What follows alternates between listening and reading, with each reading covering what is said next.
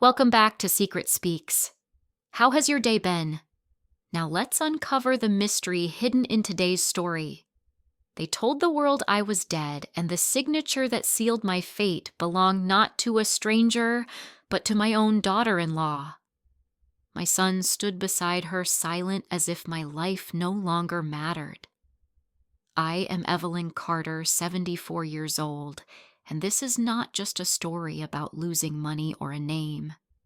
This is about a family's betrayal, about being erased on paper while my heart was still beating, and about the fight to prove that I was still here.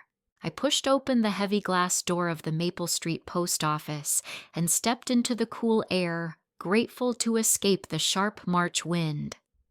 At 74, my knees did not take kindly to the cold, but I had made this trip every month for years. The little yellow slip in my purse promised me one small certainty in my life, my check waiting behind the counter. Routine can feel like safety when the rest of the world moves on without you. The line was short that morning, just a young mother with a stroller ahead of me and an older man mailing a package. The clerk, a woman with long pink nails, was clicking quickly at her keyboard, not bothering to look up as she handled each customer. When it was my turn, I slid the slip across the counter, already picturing the cup of tea I would make once I got home. She tapped at her keyboard, then frowned. Her nails stopped moving for a second. Without looking at me, she muttered almost under her breath, "The system says the recipient is deceased." At first I thought I had misheard her. My hearing is not what it used to be, but that word hit my chest like a stone. Deceased. I blinked at her, waiting for her to correct herself, to laugh, to say she meant something else. "Excuse me, what did you just say?" She finally looked up, her eyes flickering with doubt. "It says here that Evelyn Carter, date of birth, July 12th, 1949, is listed as deceased. Records updated 3 weeks ago." I felt my throat tighten. My hands gripped the counter harder than I realized, the veins standing out against my skin. I could feel the people behind me shifting, pretending not to listen. I am standing here breathing. "Do I look dead to you?" Her lips pressed together. "Well, obviously you are here. I do not know how this happened." She slid open a drawer, pulled out a worn envelope, and set it in front of me. "This was sent back then, forwarded." She hesitated. "You should really go to the Social Security office and get this corrected. If they think you are dead, the checks will stop." My eyes dropped to the envelope. It was addressed not to me, but to the estate of Evelyn Carter. My name erased, replaced with a word that made me invisible. Estate. The clerk gave a small shrug, sympathy mixed with discomfort. "I am sorry, ma'am. That is just what the system says." I slipped the envelope into my purse with stiff fingers and turned away before my knees gave out. The young mother clutched her child a little closer as I passed. Outside, the sunlight felt cruel, too bright for the weight pressing down on me. A school bus screeched to a halt across the street, children pouring out, laughing and shoving each other. I stood still on the sidewalk, clutching my purse as if it were the only thing tethering me to this earth. Someone had declared me dead. Not as a figure of speech, not the way neighbors say we never hear from her anymore. She might as well be gone. No. Officially, legally, on paper. I started walking slowly back toward my house on Maplewood Drive, every step heavy. The wind pushed against me cold and sharp, rattling the loose siding on the post office wall. My knees ached, but I did not rush. I wanted the truth to sink in. If someone had erased me on paper, what else had they done? The cracked pavement stretched long ahead of me, lined with bare trees and sagging mailboxes. My little rented bungalow waited at the end, the same house I had lived in since 1985. The front step had been broken for years, the landlord always promising to fix it. One day I might fall, and then the world would have the excuse it seemed to be waiting for. As I reached my porch, I looked down at my hands. They were trembling. The veins raised my skin thin like parchment. I could almost hear my late husband Arthur teasing me the way he used to when my hands shook pouring tea. Easy there, Evie, steady as she goes. But Arthur had been gone since 2015, leaving only his photograph in uniform and the memory of his laughter filling these rooms. I unlocked the door and stepped inside. The house was quiet, too quiet. The ticking of the old wall clock was suddenly loud, each second reminding me I was still here. I set my purse on the table and pulled out the envelope. The words, "Estate of Evelyn Carter," glared back at me in bold black print. The room spun for a moment, the weight of it settling deep in my chest. I sank into my chair, the cushion worn to the shape of my body, and tried to steady my breath. On the shelf above me were the photographs I kept close. Arthur smiling in his carpenter overalls. My son Daniel as a boy holding a toy plane. The life I had built piece by piece, year after year, now reduced to an estate file. I pressed the envelope flat on the table with both hands, my palms clammy against the paper. Someone had done this. Someone had filled out forms, sent them in, signed their name. Someone had erased me. The tea kettle on the stove caught my eye, but I could not move. For the first time in years, I felt as though the ground beneath me was not solid. My identity, my very existence was being decided somewhere else by someone else. The house hummed with silence, the kind that makes you hear your own pulse. I leaned back in my chair, stared at the yellow curtains Arthur had hung decades ago, and let the reality settle. I was alive, but on paper, I had already been buried. And if they had done that, what else had they taken? When I finally rose from that chair, my legs felt heavy, as if the simple act of standing might pull me straight through the floor. I forced myself to carry the envelope to the kitchen counter, where a small pile of unopened mail waited. I slid the top envelope open and pulled out the letter. It was from the Social Security Administration, dated 2 weeks earlier. My breath caught as I read the words. Benefits discontinued due to death of recipient. Any future payments will be terminated. The paper shook in my hands. I laid it flat on the counter and reached for another envelope from the stack, this one from the phone company. Inside was a notice of service cancellation. It read, "We regret to inform you that service to the estate of Evelyn Carter has been terminated. Please contact our office for further arrangements. Estate again." The word now haunted me. I pressed my hands to the cool counter, trying to steady myself. This was not a mistake that could be brushed aside. One department might err, but 2 separate companies both marking me as dead. Someone had gone out of their way to make it official. I thought of Daniel, my only son, and how many times I had rescued him when he was younger. There had been the time in 1997 when his tuition payment was due, and he had come to me red-faced, ashamed he could not cover it. I had dipped into the small savings Arthur and I had put aside, money meant for a new roof, and paid it without a word. Later, when his car broke down on the way to his first job interview, I had written another check. And again when he and Melissa fell behind on their mortgage during the housing slump of 2009. Each time I told myself it was what mothers do. I closed my eyes now and felt the sting of those memories. Could that same boy I had carried through sickness and struggle now stand by while someone erased me? The thought made my chest tighten, as if the house itself was closing in. The clock in the living room ticked slow and steady, louder than usual. I pulled open the drawer beneath the counter and found the folder where I kept my most recent bank statements. The last one was dated February. My deposit had arrived as expected. What would the March statement show? If the Social Security office believed I was dead, then nothing would have come through. I sat back down at the table and stared at the yellow curtains while my mind raced. It would take deliberate effort for someone to file a death certificate. Forms filled signatures provided copies submitted to agencies. This was no clerical slip.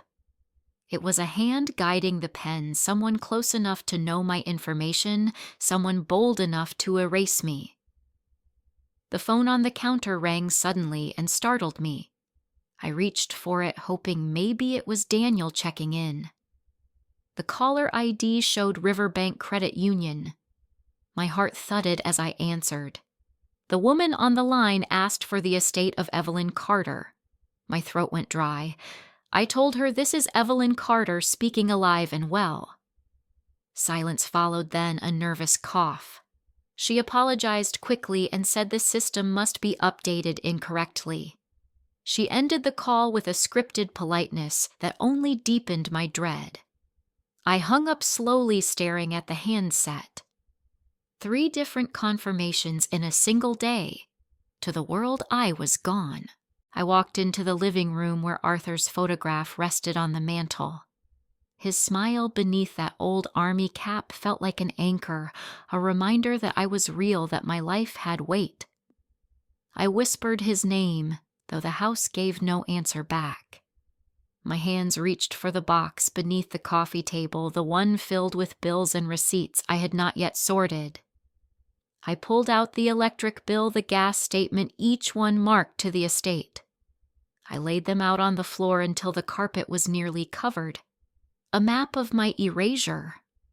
The kettle whistled in the kitchen, and I rose to make tea, though my hands shook pouring the water. I sat again and tried to sip, but the taste was bitter metallic.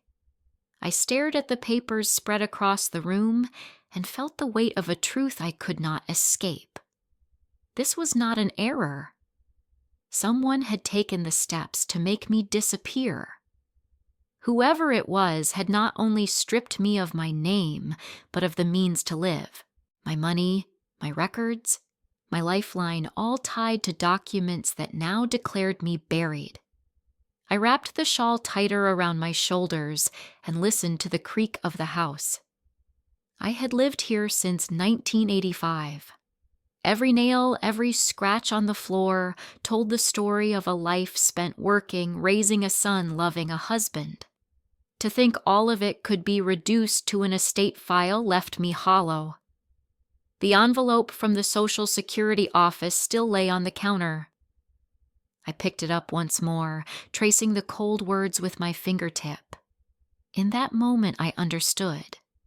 This was not the work of a careless office. It was deliberate. Someone close to me had written me off, had signed papers to make me vanish. I sank back in the chair, the room dimming as the sun slid behind clouds. A silence deeper than any I had known filled the air. The truth settled in my chest like stone. This was not a mistake. This was an act of intent, and someone I trusted had done it. I sat staring at the bills scattered across the carpet until the shadows stretched long against the walls. The weight of the silence pressed harder with each minute. My chest felt tight, and the air in the house turned heavy. There was only one person I could call, the one who should have been my ally, my only son. I picked up the phone, my fingers trembling as I dialed Daniel's number. The ring echoed in my ear 1, 2, 3 times before he answered. His voice came low, distracted, as though I had interrupted something. "Mom, hey, what's going on?" I gripped the receiver tightly.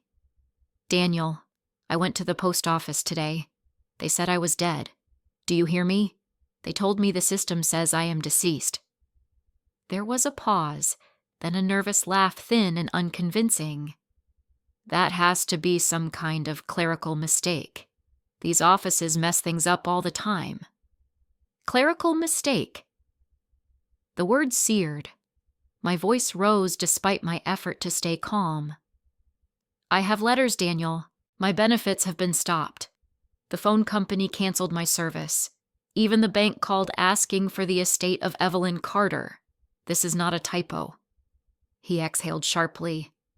Look, I am sure Melissa can straighten it out. She handles all our paperwork.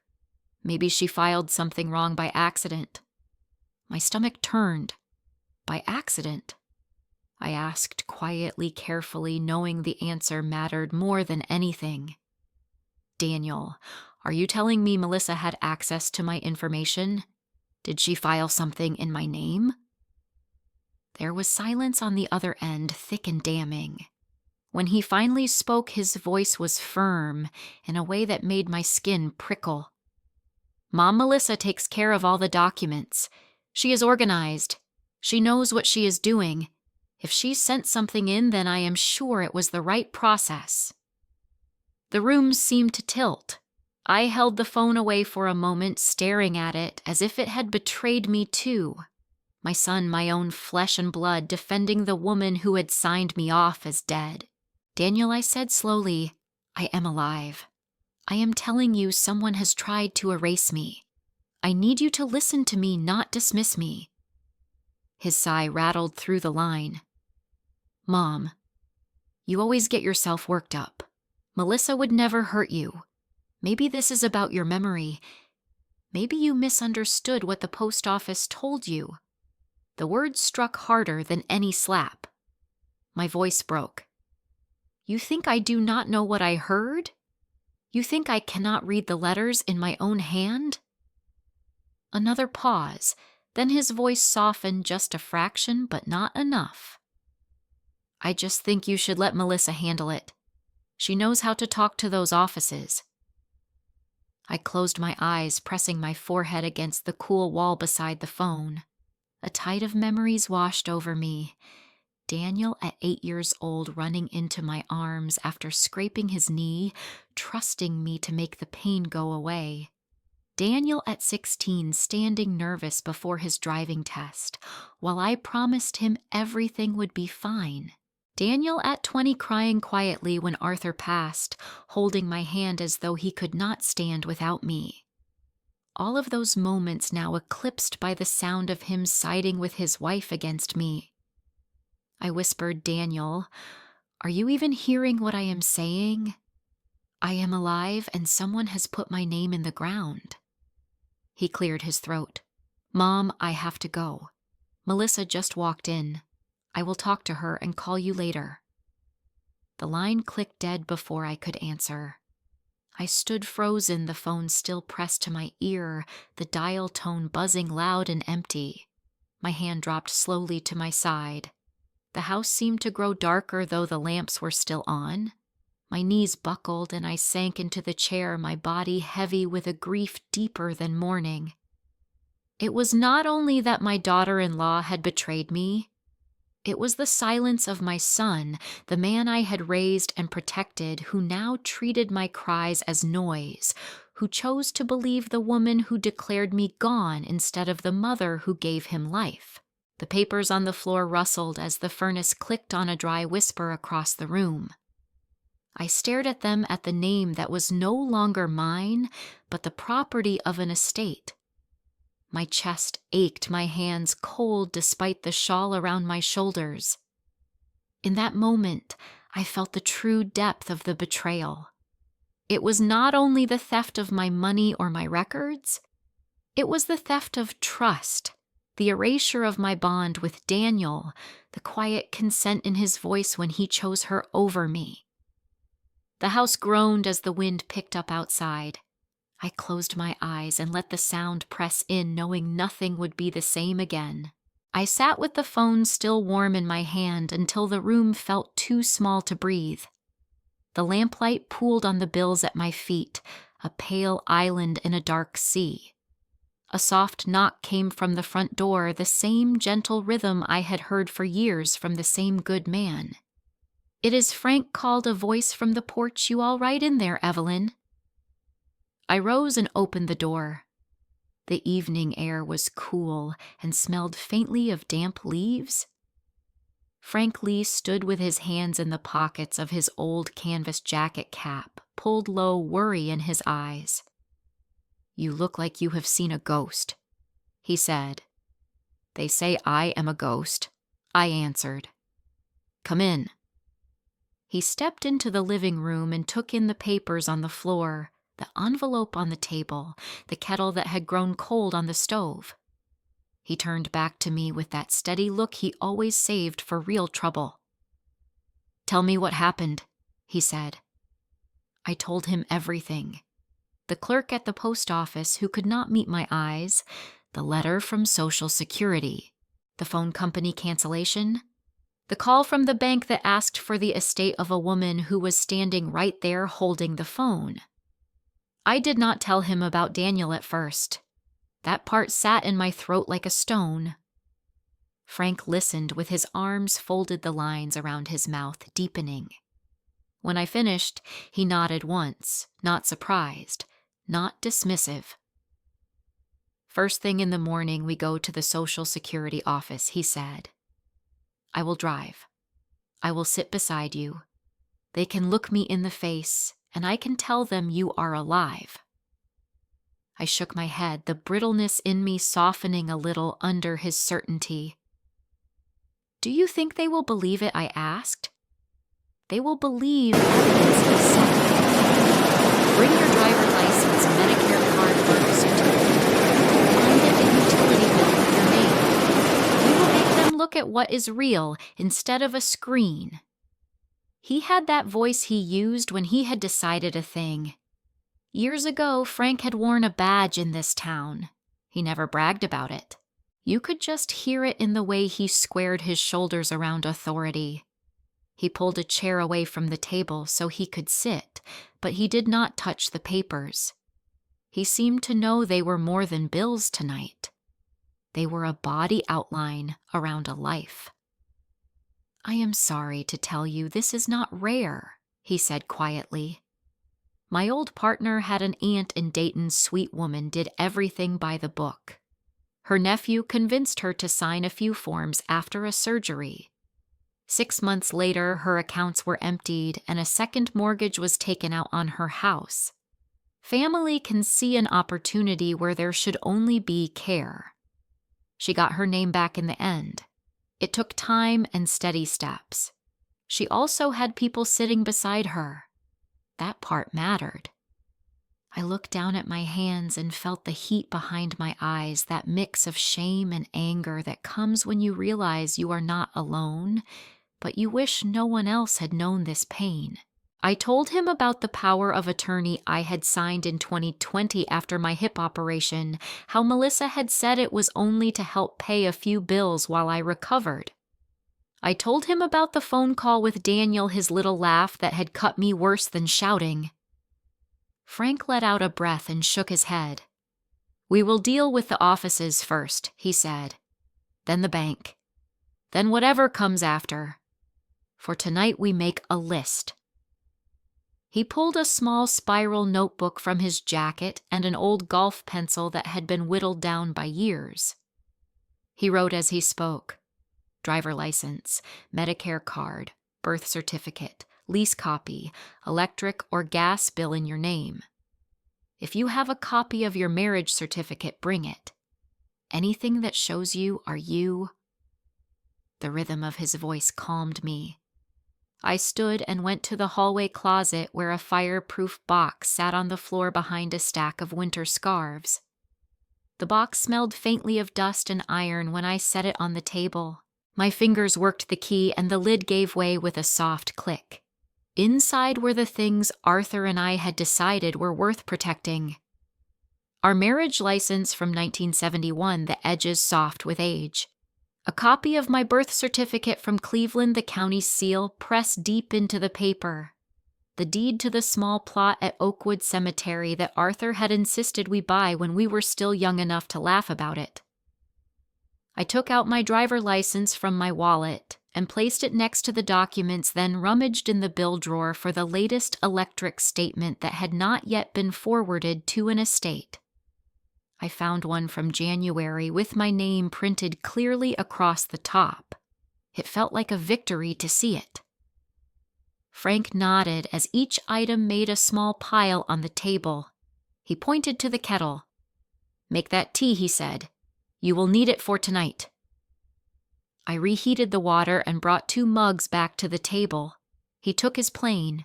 I wrapped my hands around mine and let the warmth sink into my palms. "Write down what happened today," he said. "Not a story, just times and facts. Post office at 10:30. Letter reads benefits discontinued. Phone company, bank call. You will forget the order later when the day starts to blur together. Paper will remember for you." I did as he asked, the pencil scratching softly as I committed the day to a short list. With each line, the chaos of the morning turned a fraction more solid. He leaned back and studied me. "Do not spend the night calling them," he said. "You will not get past an automated line this late, and you will only wind yourself tighter. Eat something. Try to sleep.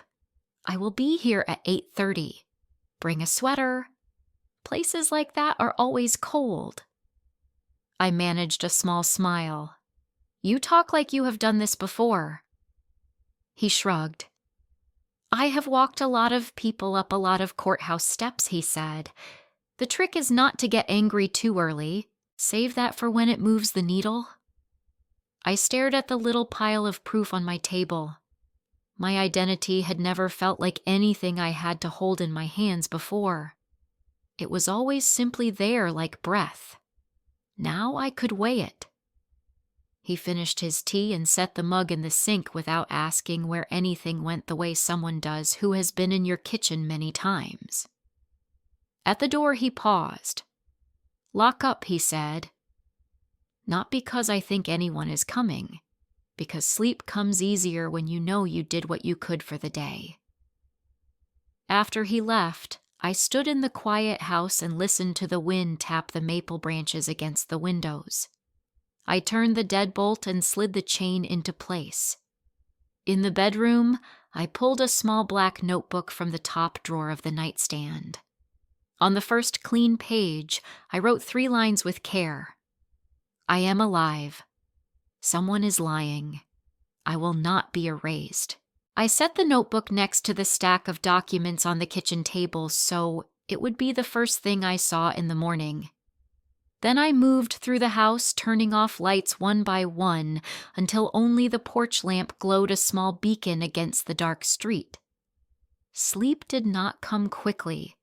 When it finally did, it arrived in short, restless waves. I woke before dawn with the sense of a task waiting to be met. I showered and dressed in my navy blouse and the soft cardigan Arthur had loved, the one he said made my eyes look like the sky over Lake Erie. I pinned my hair back and put on the small pearl studs he had given me for our 35th anniversary. They were not armor, but they steadied me.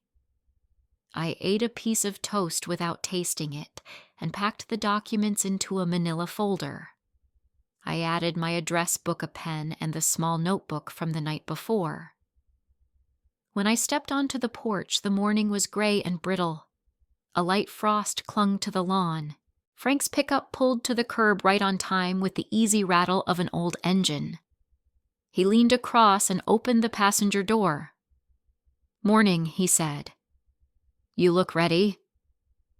I climbed in carefully, folder tucked against my chest. The heater coughed warm air, and the truck smelled faintly of coffee and motor oil. He turned down the radio where a preacher was speaking softly to no one in particular. The streets were quiet as we drove through Springfield, past the diner on East Main, where the first regulars were settling into their booths, past the school, where a few early buses idled with their lights on, past the store windows filled with spring dresses that looked too bright against the cold. Frank pointed with his chin. They moved the Social Security office last fall, he said. It is in that bland building over near the strip mall now. No signs until you are right on top of it. I pressed the folder tighter and watched the parking lot come into view, a flat stretch of asphalt with a few cars scattered near the entrance. The building itself looked tired, even new, all square lines and tinted glass. A man in a brown jacket stood outside, finishing a cigarette and rubbing his hands against the cold. Frank parked close to the door.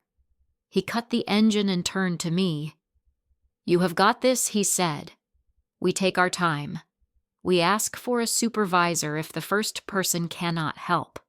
We do not leave without starting the process to correct the record." I nodded, the words anchoring me like a rope thrown from shore. I opened the door and stepped out into the thin morning air. The sky was low and colorless. The automatic doors slid open with a hush as we walked inside. The waiting room was already half full. A digital number board blinked above a row of plastic chairs. The air smelled faintly of disinfectant and old carpet. I went to the counter where a basket of numbered slips sat.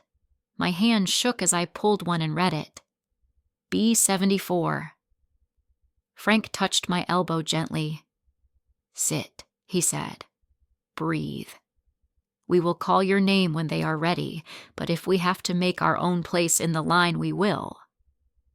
He sat beside me, his presence solid and quiet. I rested the folder on my lap and placed my hands on top of it to keep them from trembling. A toddler cried somewhere behind us. A man argued softly on his phone in a corner. I looked up at the number board as it clicked over to the next in line and felt the knot in my chest uncoil the smallest bit. I was still here. I had proof in my hands, and I had a witness sitting to my right who would not let me vanish without a fight. The number board flicked to B74, and the clerk at the counter called my number with a flat voice. I stood carefully, clutching the folder so tightly my knuckles ached. Frank rose beside me but stayed a few paces back as I walked to the window. The woman behind the glass had tired eyes, short curls framing her face, and a badge pinned to her sweater that read, Yvette Johnson. She looked at me with the expression of someone who had seen every kind of problem before. "Name?" she asked, fingers poised over the keyboard. "Evelyn Carter," I said. "Date of birth, July 12th, 1949. Her nails tapped quickly across the keys. She frowned almost immediately and glanced at the screen, then back at me. "Ma'am, the system says you were declared deceased in March of 2023. The words struck hard even though I had expected them.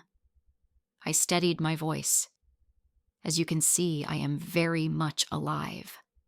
There has been a false report. I need this corrected." She hesitated, then turned her monitor slightly as if shielding it from me. "I need to verify the entry," she said. "Hold on."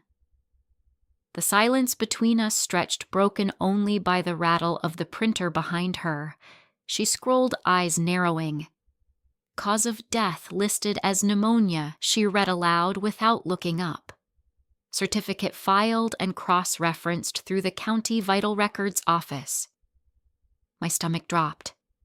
Pneumonia. I had not had so much as a cold in years. Yvette leaned closer to the screen, her voice quieter now. Informant on record, Melissa Carter. The air seemed to drain from the room. I gripped the counter to keep myself steady. Melissa. My daughter-in-law.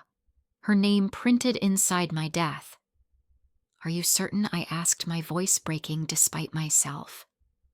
"That is what is entered here," she said. "It is unusual, but not impossible. If she had legal authority power of attorney, the system would accept her filing." Behind me, I felt Frank shift in his chair, a quiet anchor. I swallowed hard. "I will need a certified copy of that certificate." She looked at me, cautious.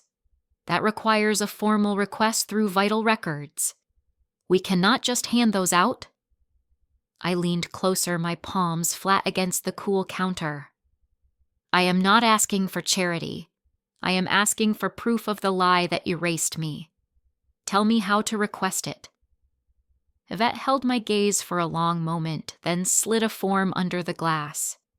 Fill this out and submit it by mail or in person to the county office.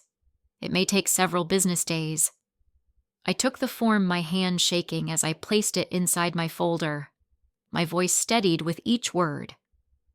While that request is processed, I also want to file to correct my status here. I have identification utility bills, everything that proves I am alive. Her eyes softened slightly. You will need to complete an affidavit of life and provide at least 2 forms of government ID plus supporting documents. I can start that process now. I handed over my driver license and Medicare card through the slot, along with the electric bill and my birth certificate. She studied each, carefully scanning and entering data into the system. This will not be instant, she said. Once we process the affidavit, your case goes under review. Other agencies pull from our database, so eventually the corrections filter through. But until then, some accounts may still treat you as deceased. Her words blurred at the edges, but I forced myself to focus. I had to hear everything. What about the benefits that were stopped? I asked. You may file for reinstatement, but back pay is not guaranteed without appeal. She paused, then lowered her voice. If fraud is involved, law enforcement may have to be notified. The word fraud pulsed in the air between us. She handed back my documents one by one. Keep these safe. We will send you a letter within 10 to 14 business days confirming your case is under review. I slid them into the folder and closed it tight. Thank you, I said quietly. She gave a small nod, the kind people give when they want to say more but cannot. I turned and walked back to Frank. His jaw was tight, eyes darker than usual. Well, he murmured, what did she say? I sat down heavily beside him, the folder pressed against my lap. It was Melissa. She signed my death certificate. Frank let out a slow breath and shook his head. His voice was low, meant only for me. Then we know who we are dealing with. The knot in my chest pulled tighter. My daughter-in-law had not just spoken against me. She had written me out of existence. And my son had stood by her side. The number board clicked to the next appointment, the sound sharp and final in the quiet room. I folded my hands over the folder and sat very still, the truth burning steady inside me. The envelope arrived 3 days later, plain and unmarked, except for the county seal stamped in the corner. My hands trembled as I slid it open with the edge of a butter knife. Inside was a single sheet stiff with official weight, the paper of permanence. At the top, my name was printed in bold Evelyn Carter, date of birth, July 12, 1949. Below that, the words that still made my heart lurch, date of death, March 4, 2023, cause of death, pneumonia. My eyes moved down to the bottom where the signature line sat like a final insult. Informant Melissa Carter. Her name written clean and sure, the same loops I had seen on thank you cards and holiday notes now signing away my life. I pressed the paper flat against the table to keep from tearing it.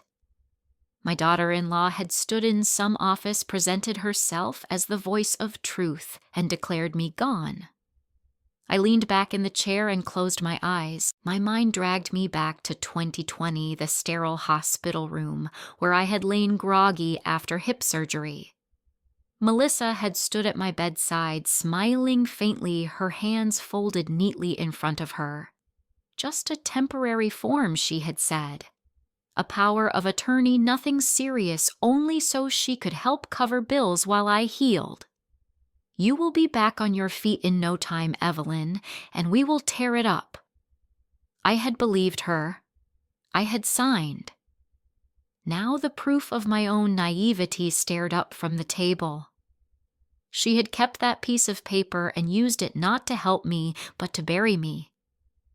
I picked up the phone and dialed the number for Riverbank Credit Union, the place where Arthur and I had deposited every paycheck, every penny of inheritance, every hard-earned dollar, meant to cushion our old age. The hold music felt like a cruel mockery, cheerful violins crackling through the line. Finally, a woman answered, her voice bright and professional. "Thank you for calling Riverbank Credit Union. This is Karen speaking. How may I help you today?" I steadied my tone. "This is Evelyn Carter. I need to verify the status of my accounts." There was a pause, the sound of typing, then silence that stretched too long. Finally, she spoke again, hesitant. "Ma'am, according to our records, your account was closed on March 15th, 2023. Closed," I repeated, my chest tightening. By whom? Funds were transferred to a joint account under the names Daniel Carter and Melissa Carter. The world tilted. I gripped the edge of the table, the death certificate still spread beneath my hand, like evidence at a crime scene. How much? $72,500, she said carefully. That included all deposits from your pension, your savings, and a life insurance payout noted from 2011. Her words came as though from underwater. Arthur's savings, 40 years of scrimping and saving, gone in a single transfer. "There is something else," she added, her tone cautious. "A credit card account was opened under your name in April 2023 with a limit of $15,000. The account lists recent charges, hotels, retail stores, a tuition payment." My hand went cold around the receiver. They had not only stolen my money, they had stolen me. My name, my identity, my very existence had been hollowed out and used like a mask for their spending. Was this authorized by power of attorney, I asked, though I already knew. "Yes, ma'am. The documents we have on file list Melissa Carter as your legal representative." I wanted to scream, but my throat was tight with grief and fury. Instead, I whispered thank you and ended the call. The silence in the kitchen pressed in on me, heavy and suffocating.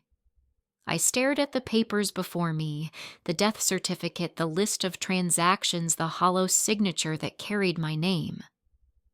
Melissa had not simply filed a form.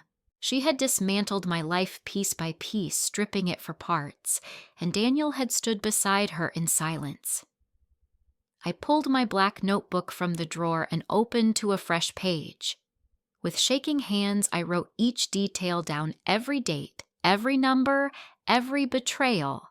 $72,500 stolen. $15,000 in debt created. Death certificate signed. Power of attorney exploited. I underlined the final line twice. They have taken everything but my breath. Frank knocked on the back door just as the pen dropped from my fingers. He stepped in carrying a sack of groceries and the smell of fresh, cold air. One look at my face, and he set the bag down without a word. What happened? I slid the papers across the table. He read them slowly, his jaw clenching tighter with each line. Finally, he set them down, his hands flat against the wood. "That is theft, Evelyn. That is fraud. No question." My voice shook. "It is more than that. They took my name. They made me into someone who does not exist." Frank met my eyes steady as ever. "Then we make sure the world knows you exist. We get a lawyer. We bring every scrap of proof we have. They cannot erase you if you refuse to be erased." The wind rattled the windows as I sat there, the papers spread between us like a battlefield map. My heart thudded with rage and resolve. Melissa had signed my death. Daniel had allowed it. But I was still breathing. And I was not finished. I folded the papers back into the manila folder, the weight of them heavier than it should have been, and slid it into my bag. Sleep did not come that night. I sat in my armchair until the sky lightened, replaying Melissa's signature in my mind, the numbers drained from my account, the false death stamped into official record. By morning, I knew where I had to go. Joseph Harmon had been our family attorney since Arthur and I were first married. He was young then, sharp, but kind, the sort of man who still used fountain pens and shook hands like it meant something. He had guided us through buying the house-writing wills, filing taxes. I had not seen him in years, but his number was still written in my old address book. When I called, his receptionist answered with brisk efficiency. "Mr. Harmon is available this afternoon. Can you be here at 2?" The office sat in a brick building near the courthouse in downtown Springfield, tucked between a pharmacy and a bakery. I climbed the worn steps with my bag clutched tight and paused outside the door marked Harmon and Associates. My reflection in the glass looked older than I remembered, but my eyes still burned with the same determination. Inside, the air smelled faintly of paper and lemon polish. The receptionist looked up from her desk. "Mrs. Carter, Mr. Harmon will see you now." I followed her into a wood-paneled office where Joseph rose from behind his desk. His hair was white now, his frame stooped a little, but his eyes were just as steady. "Evelyn," he said warmly, "it has been far too long. Too long." I agreed, though my voice carried none of the warmth. "Thank you for seeing me on short notice." "For you always," he said, gesturing to the chair across from him. "What brings you here?" I set the folder on his desk and opened it slowly. The death certificate lay on top, Melissa's signature stark against the page. Beneath it, the bank statement, the credit card account, the letter from Social Security. One by one, I slid them toward him. He read carefully, his lips pressed into a thin line, occasionally adjusting his glasses. By the time he reached the last page, he leaned back, removed his glasses entirely, and rubbed his temple. "Evelyn." "This is not just unfortunate paperwork," he said. "This is fraud, criminal fraud. Your daughter-in-law has abused power of attorney, submitted false documents, stolen assets, and committed identity theft." The words landed like stones, heavy but undeniable. I knotted my throat tight. What can I do? He folded his hands. "First, we revoke the power of attorney. That authority ends today. I will draft the revocation papers and have them notarized. Second, we file a petition in probate court to reverse the death declaration and reinstate your legal identity. That will require an affidavit documentation and likely a hearing. Third, we contact the financial institutions and demand account reinstatement in your sole name. Finally, if you choose, we present this evidence to the district attorney for criminal charges." It sounded like climbing a mountain in the dead of winter, every step uphill, every gust of wind against me. "They will fight, will they not?" I asked. Joseph's gaze softened. "Yes. They will deny delay claim mistake. They will say it was all confusion. That is how these cases go. It will be long and complicated, but you have clear evidence and you are here in front of me alive. That cannot be erased." I stared at Melissa's name scrawled across the death certificate, the loops of her signature neat and unshaken. She had not thought twice about what she was doing.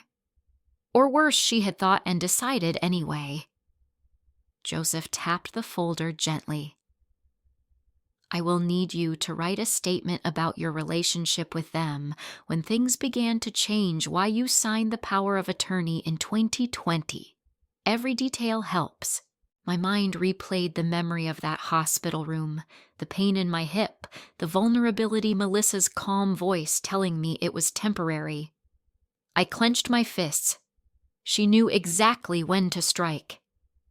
Joseph continued, "I will also request bank records, transaction histories, and the original POA document. If necessary, we can subpoena them. But understand this will not restore everything overnight. I lifted my chin. I am not asking for overnight. I am asking for justice. His eyes met mine, and for a moment I saw the same young man who had once promised Arthur and me that he would always look out for our interests. He nodded slowly. Then we will fight.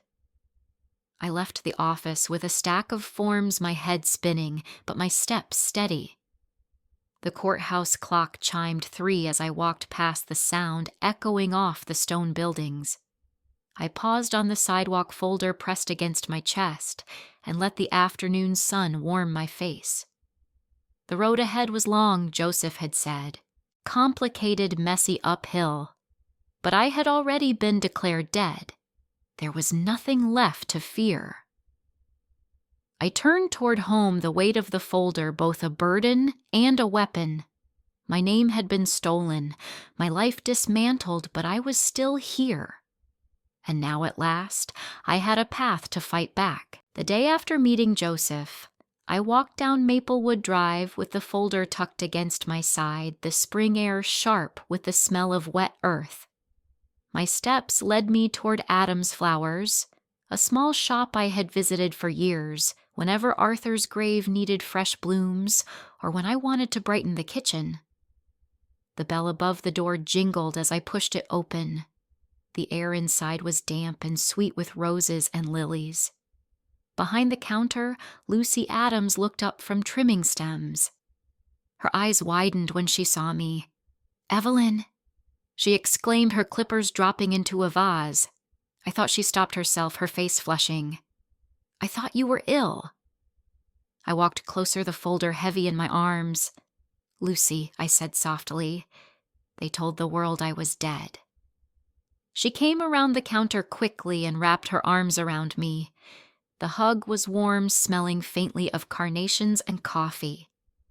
"What on earth happened?" she asked into my shoulder. I pulled back and laid the folder on the counter. Melissa signed a death certificate. Daniel let it stand. They drained my accounts. They even opened credit in my name.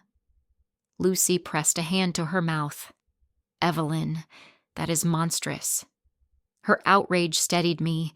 I told her everything: the post office, the bank, Joseph's office. Her eyes darkened as she listened, her hands tightening around the edge of the counter. When I finished, she shook her head. "People need to know. You cannot let this stay hidden." Later that week, Lucy must have told someone at church, because by Sunday the whispers had begun. Some women pulled me aside after service, their voices hushed but firm. "We believe you, Evelyn. We have seen families do terrible things when money is involved." Others gave me sidelong glances, murmuring to each other as I passed. One voice floated clear enough to sting. "Poor thing, maybe she is confused." The doubt cut deeper than I expected. It is one thing to be betrayed by your own blood, another to be questioned by neighbors who had once borrowed sugar from your kitchen. At the grocery store, a clerk leaned closer after ringing up my milk and bread. "I heard about what they did to you, Mrs. Carter. You fight them. You show them you are still here." His quiet support warmed me, but behind him, 2 women from the neighborhood lingered by the tomatoes, their eyes sharp with suspicion. Melissa moved through town as though nothing had happened. I saw her one afternoon outside the pharmacy, her hair neat, her voice bright as she chatted with another mother from Daniel's old school. She laughed easily. Her smile practiced, her hand resting lightly on the strap of her purse. She saw me across the street, and for the briefest second, her smile faltered. Then she turned her back and kept talking as if I were nothing but a shadow passing by. The whispers grew louder. At choir practice, someone asked if it was true that I had been declared dead. Another woman asked if maybe the government had made a clerical mistake. Each question was a barb, each doubt a reminder of the hole Melissa had dug for me. Yet there were others who stood closer. Frank came by more often, trimming my hedges, carrying in groceries, making his presence known in ways that spoke louder than any whisper. Lucy brought flowers one morning, a simple bunch of daffodils. I put them in the kitchen window where the light caught them and made them glow. The gossip spread beyond the block. At the diner on East Main, a waitress leaned down as she poured my coffee. "People are talking about you," she said quietly. "Some say your family took everything. Some say you are losing your memory. I told them I had seen you with my own eyes sharp as ever." I thanked her, though my throat ached. The truth was becoming public, tangled with lies shaping me into both victim and rumor. One evening, as I watered the rose bush Arthur had planted, a car slowed in front of my house. The window rolled down, and I heard a woman's voice call out, "Stay strong, Evelyn." Then the car drove on, leaving me standing in the dusk with the hose running over my shoes. The next morning, a letter arrived in my mailbox, no return address. Inside was a single sheet of lined paper, the handwriting uneven. "I know what Melissa did. You are not crazy. Do not give up." I held the paper to my chest, the words trembling through me. Someone out there saw the truth and cared enough to write. Still, the whispers stung. At Bible study, one woman leaned to another and said just loud enough for me to hear, "Sometimes grief makes people imagine things." I kept my eyes on the scripture in front of me, but my hands shook. That night I sat at my kitchen table, the stack of documents before me, the letter beside them. I realized the fight was no longer just in courtrooms or banks. It was in every glance, every whisper, every conversation at the grocery store. My private betrayal had become public spectacle. Melissa walked the streets calm and composed, but I saw the flicker in her eyes when neighbors stopped talking as she passed. Her mask was cracking, even if only in small ways.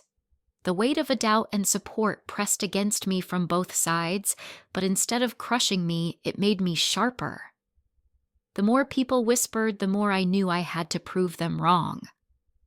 I closed the notebook on my table and whispered into the quiet room, "They will not bury me again." I sat in the quiet kitchen, the daffodils Lucy had brought beginning to droop in their vase when the phone rang. The sound startled me sharp against the hush of the evening. I reached for the receiver with a hand that trembled more than I wanted to admit. It was Daniel. His voice was lower than I remembered, strained and halting. "Mom," he said, "I needed to call." For a moment, I let the silence hang, waiting for him to speak, waiting for something that sounded like the boy I once knew. Instead, he sighed heavily. "People are talking. Melissa says it is getting out of hand." I closed my eyes, memories unspooling unbidden. Daniel, at 5 years old in the grocery store, lost for a few minutes, tears streaming down his cheeks until he spotted me and ran into my arms, clinging to my skirt like it was the only safe place left in the world. His little fists had pressed into my sides as he sobbed, his voice cracking with relief. "You found me, Mommy." Now his voice was different, grown distant. "Mom, I cannot go against her. She has done everything for us, for me, for the kids. I owe her my loyalty." Loyalty. The word thudded in my chest. I pressed the receiver tighter to my ear. "She signed my death certificate, Daniel. She drained the account your father and I built. She took my name and smeared it across debt and lies. How is that loyalty?" He stammered, his words tripping over themselves. "She told me it was a misunderstanding. She said you were confused, that you signed the papers willingly, that you trusted her to take care of things." I almost laughed, a bitter sound that caught in my throat. "Trusted her, yes, once. Not to erase me." His voice grew smaller. "Mom, please. I cannot fight her." I wanted to scream that he did not need to fight her, only to stand with me. But the silence on his end told me he would not. He had made his choice, the same choice he made when he laughed nervously at my fear, the same choice he made when he defended her instead of me. I thought again of that little boy in the grocery store. I thought of the nights I sat beside him when he was sick, the mornings I packed his lunches, the afternoons I clapped until my hands hurt at his school plays. I thought of the man he had become, who now could not bear to upset his wife even as she buried me alive. "Daniel," I said softly, "you are my son. I need you to hear me clearly. You are choosing her silence over my truth."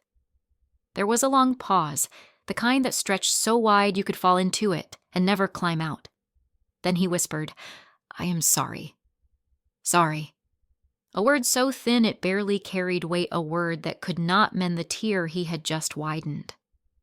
I set the receiver down slowly, my hand lingering on the cool plastic. My heart felt hollow, the sound of his apology echoing in the emptiness. The house seemed colder. I walked to the living room and stood before the shelf of photographs. Daniel as a boy, smiling with missing teeth. Daniel at his high school graduation cap tilted awkwardly. Daniel with Arthur, both of them bent over the hood of the old Buick. My fingers brushed the glass of each frame, but the warmth of those moments felt locked behind it, unreachable. I sat back in my chair staring at the documents spread across the table. Melissa's neat signature, Daniel's silence pressed between every line. It was no longer just Melissa's betrayal. It was his, too. He had watched her draw the knife and chosen to look away. The betrayal doubled sharp and undeniable, settled heavy in my bones.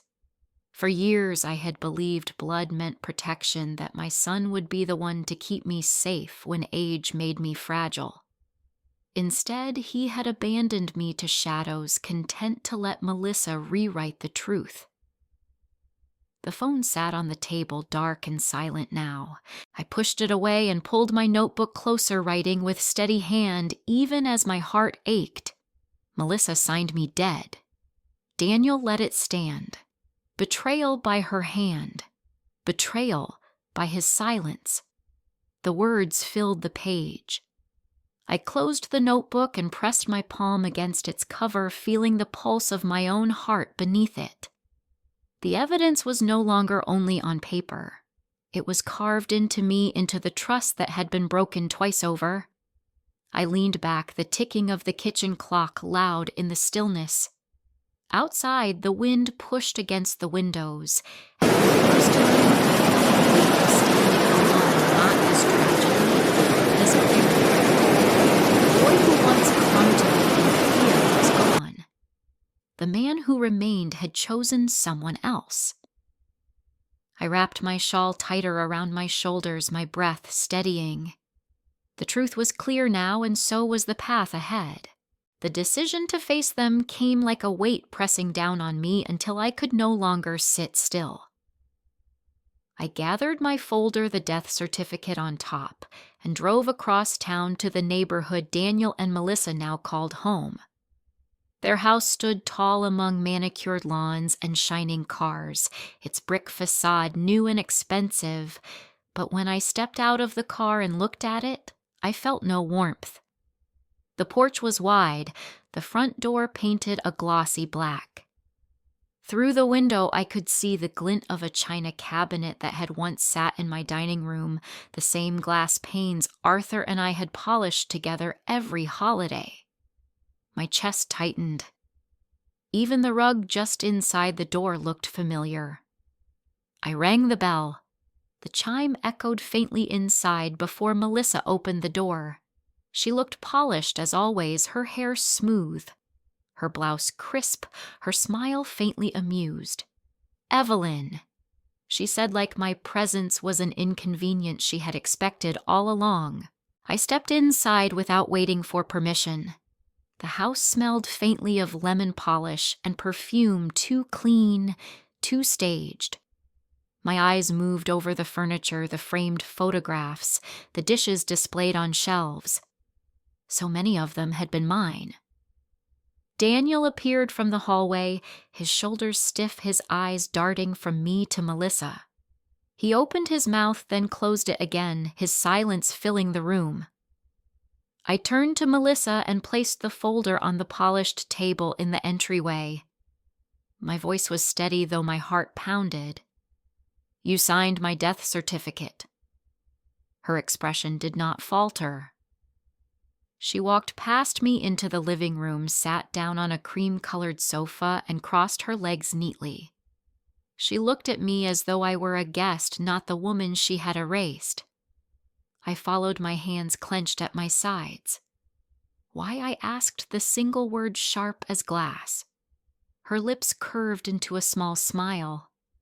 I was tired of waiting. The words slammed into me. Waiting for what? Waiting for what should have been ours years ago, she said coolly. The accounts, the house, the pieces of security you clung to. You lived too long in a world that should have shifted already. I stared at her, disbelief and rage burning through me. "I gave you trust," I whispered. "I signed papers when I was weak, and you promised it was temporary." She shrugged lightly. Temporary became permanent. It was easy. Too easy. I turned to Daniel, desperate for some flicker of the boy who once clung to me in fear. "Say something," I begged. "You know this is wrong." His eyes flicked to Melissa, then back to me. His voice was low, almost apologetic. "I cannot fight her." The final thread snapped inside me. I felt the truth settle heavy and clear. My son would not stand beside me. My daughter-in-law had wielded my trust like a weapon. The family I thought would protect me had carved me out instead.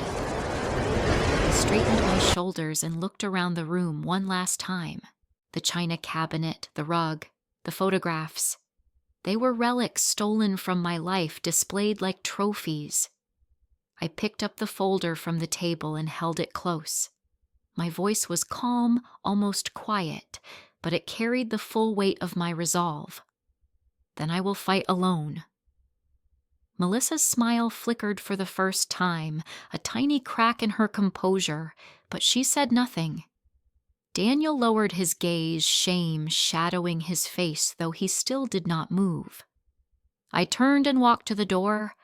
The cool air outside met me like a cleansing breath. Behind me, the house stood silent, its walls filled with my stolen life, its rooms echoing with betrayal. On the sidewalk, I paused, the folder pressed tight against my chest. The illusion was gone now. The boy who once ran to me in tears had grown into a man who chose silence. The woman he married had chosen theft. The only person left to trust was myself. The courthouse in Clark County stood gray against the spring sky, its stone steps worn by decades of people climbing them in fear, in hope, in search of justice. I walked those steps with Joseph Harmon at my side, the folder clutched to my chest like a shield.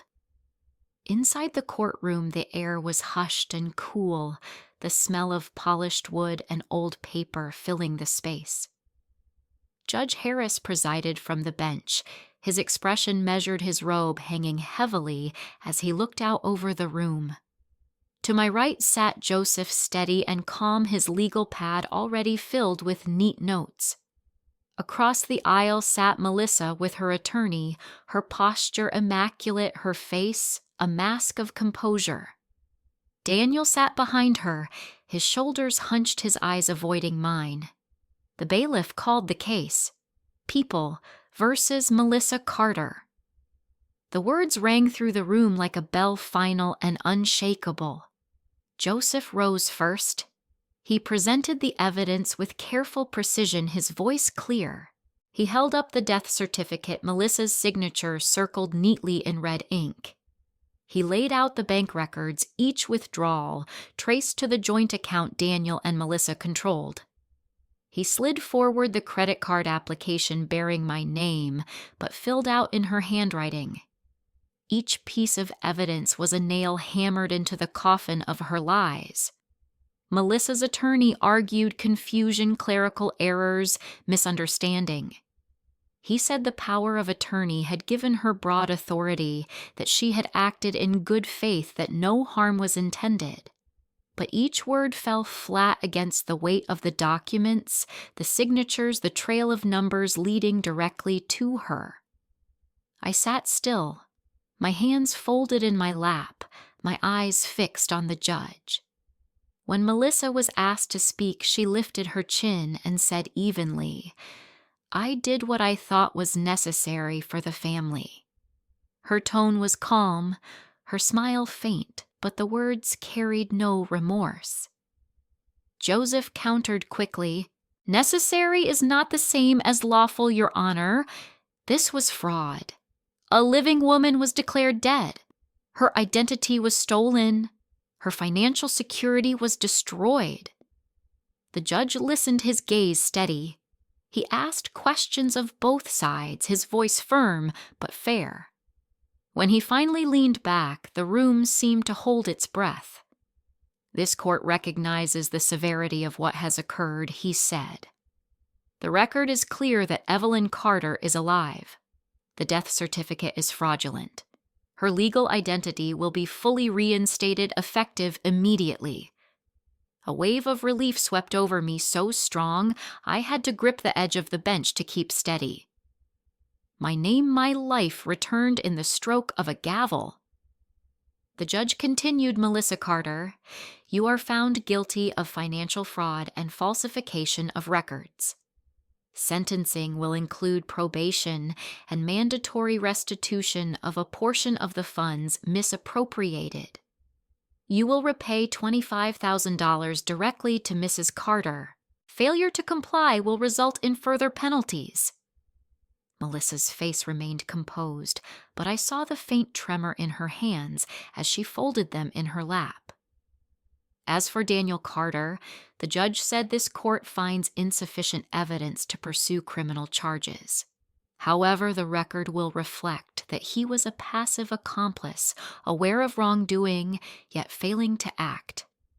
This is not a legal penalty, but a matter of record that will follow him.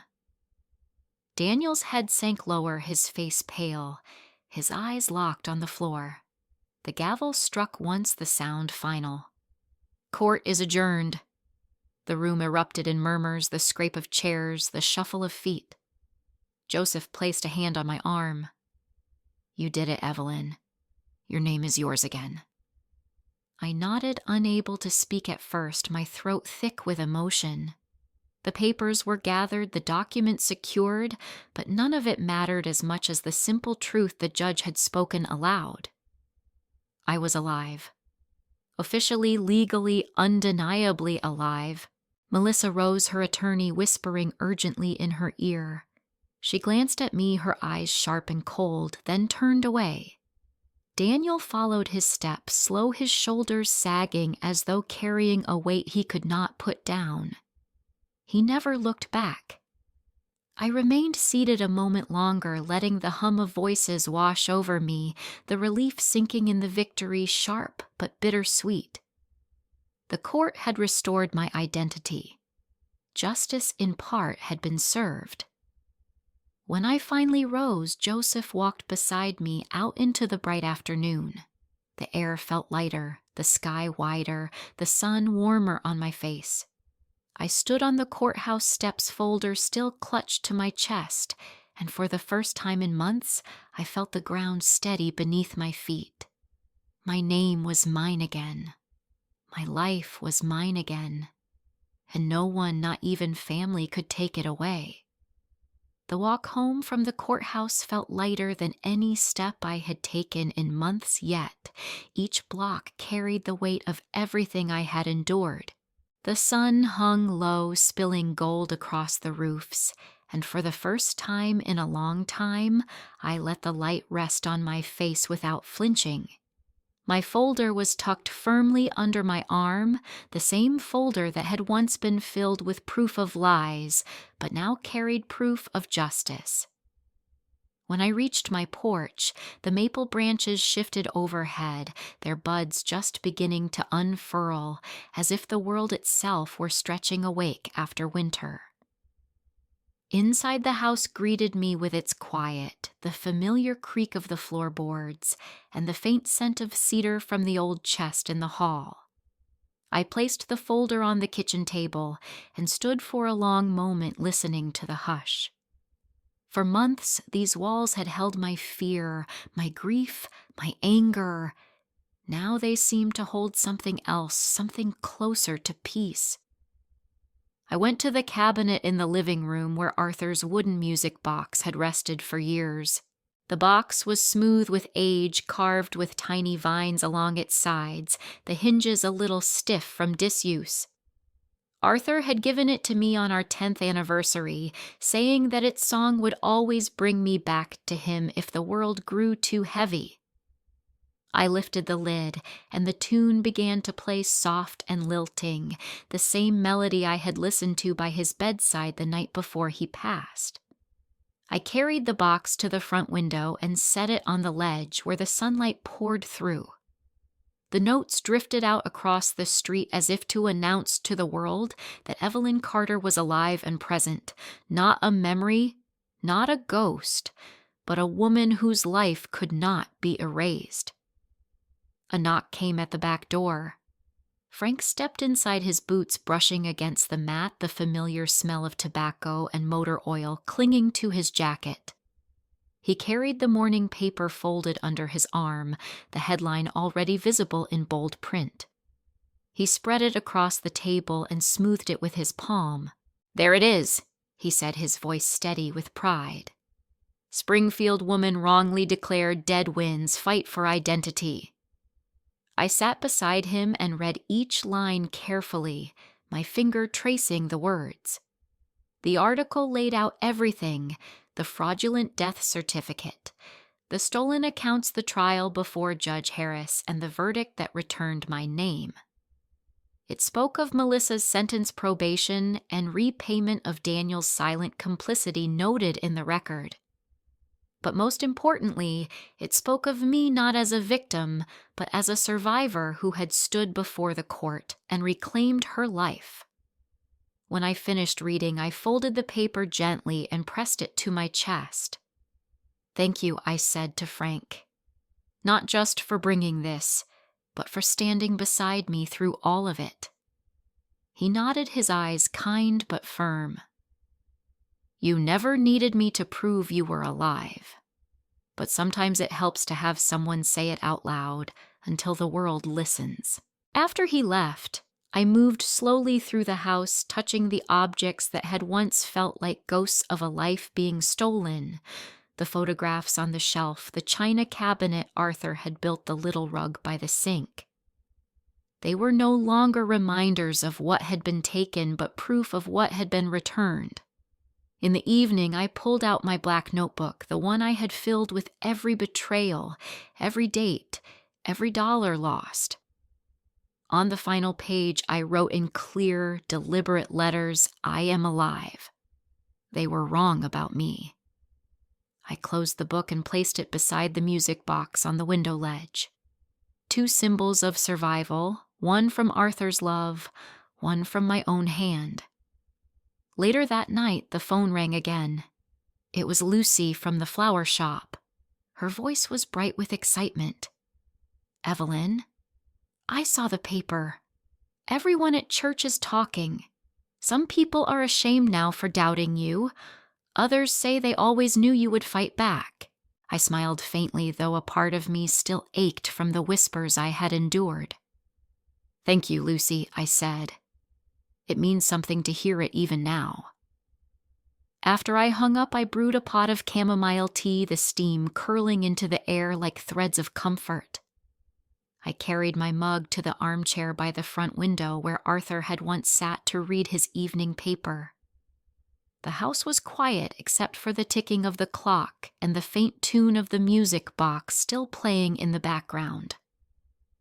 Outside, the neighborhood was calm. Children rode bicycles down the block, their laughter carrying on the breeze. a woman walked her dog past my fence and waved, and this time her wave carried no question, only recognition. The sun slipped lower, painting the windows in orange light, filling the room with warmth. I thought of Melissa then, her polished smile cracking in court, her hands trembling as the verdict was read. I thought of Daniel, his shoulders hunched, his silence recorded forever in the judge's words. They had taken so much, yet in the end they could not take the truth. I sipped my tea and let the warmth spread through me. I was not naive. I knew scars would remain, that trust once broken does not easily mend. But I also knew I had chosen not to be erased, and that choice had given me back more than my name. It had given me back myself. If there is one thing I have learned, it is this: when someone tries to write you out of the world, you must write yourself back in. Do not let their lies hold the pen. Tell your story, even if your voice shakes, because your life belongs to you alone. The last of the sunlight streamed through the window, catching the pearl earrings Arthur had once given me, making them glow softly against my skin. I leaned back in the chair, the music box winding down, the tea warm in my hands, the house filled with quiet strength.